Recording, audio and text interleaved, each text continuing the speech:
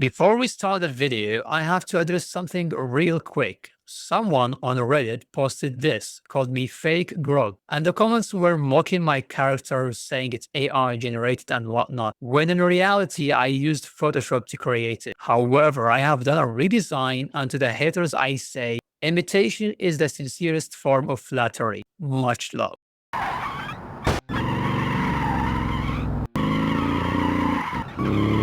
Alright, you all asked for a Brazilian car. When I think of Brazil, I definitely think of gurgel. It will be a two-door 1970s wagon. Hell yeah!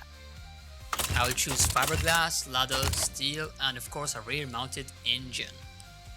So it acts a leaf for the front and double wishbone for the rear.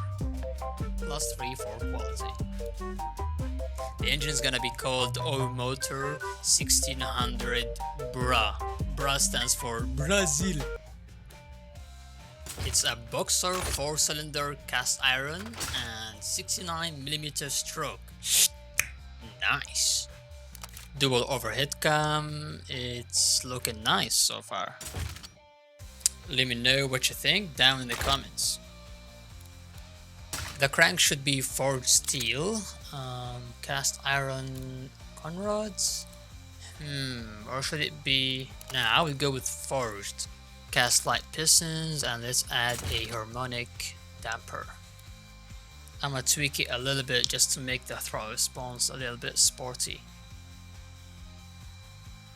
Alright, that will do. Compression must be below normal, like maybe around 7.5? Yep, that sounds realistic. Low cam profile should allow us to have a bit of torque, which can be essential for a two-door wagon slash van thingy. And let's not forget we're in the year 1980. Now we'll set the RPM to 5200. No turbos, naturally aspirated engine. The fuel system is a carburetor, single barrel, and a single carburetor. Carb size 50, that's good enough. Intake manifold, I'm gonna go with standard mid and a 40% manifold size. Since we're in Brazil, let's have it run on the cheapest fuel type. It will take a bit of a hit on performance, sure, but it will be far more accessible for the average person. Should I make the ignition timing advanced? Nah, I would make it retarded. Yep, it's a term in the car industry. Insert the more you know, Jeff. Now that's a boxer if I've ever seen one. I'll give it compact cast headers, reduce the size to 30. And the exhaust pipe should be around 38mm thick. I would say that's quite girthy in my books. No catalytic converter. Maybe a baffled first muffler and no second one. Ooh, 4.5 kilowatt and 92.9 torque. That's around like 54 HP and 68 pound-feet of torque. Damn. Now let's hear how it sounds. Yep, it sounds like a healthy Peugeot 504 wagon from the 1970s. Finally, we're done with the engine. It's a 1.6 liter boxer 4-cylinder monster, producing a whopping 54 Brazilian donkeys. Now that's what I call raw power. This van body shape looks Brazilian to me. I don't know why. Maybe because like similarly shaped cars in Brazil exist where they would sell gas in them or something. Looking good. What color should I paint it? How about lime green? Nah, let's go Brazil green. Now I'm gonna style this two-door van slash wagon thingy.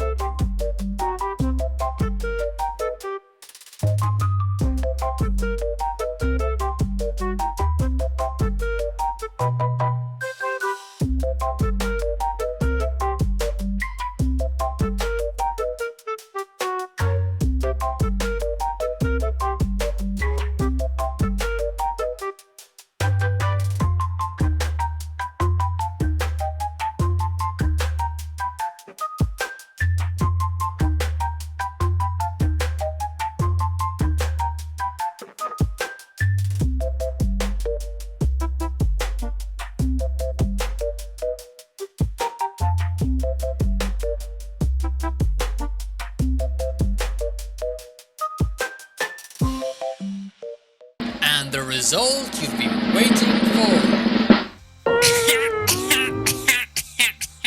This is the ugliest thing I've ever designed in automation. I bet that all of those watching right now agree with me. I'm gonna call it Sul Chavante, and it means strength in Brazilian Portuguese. Rear drive, of course, manual, 4-speed, and open diff. Tire type gonna be radial, all-terrain, and maybe 14 or 15-inch rims? Yep, it looks kinda sporty for what it is. Front brakes, drums, I'll make it a little bit smaller. Maybe the smallest. Yep. Front brake force gonna be around, I don't know, 70%? Sounds about right. As for the rear, it's gonna be the same size, but 30% brake force. Pad type gonna be comfort, it's no racer, obviously. Maybe I should decrease the engine cooling airflow to, I don't know, 30. I'm not sure, to be honest. I think it affects the drag or something. You know what? I'm gonna increase the brake airflow to 30 and increase the airflow cooling to 40. Yep, that's good.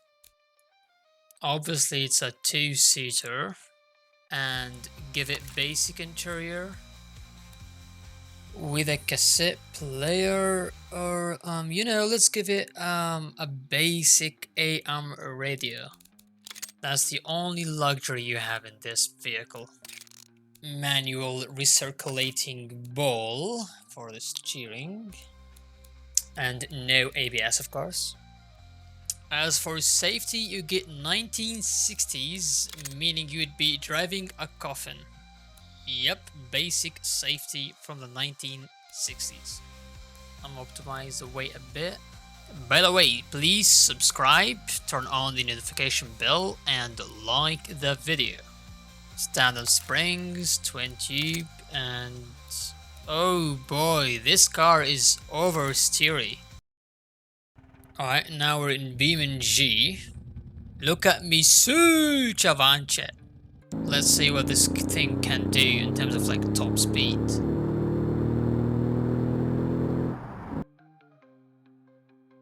"88 miles an hour is the maximum top speed I could do with this thing." Alright, now it's time to test the handling of this Brazilian 2-door wagon slash van thingy. Since it oversteers easily, I have to go super slow around corners.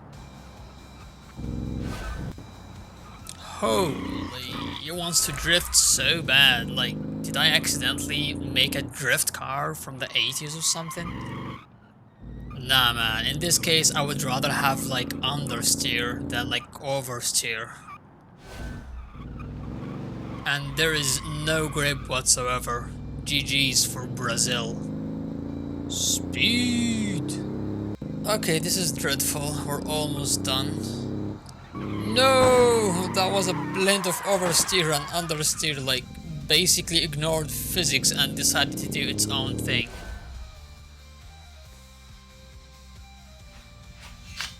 $158? That's even slower than the Indian GTR I made in the previous episode. Holy. Get out, you rubbish! Subscribe to BorgiTV.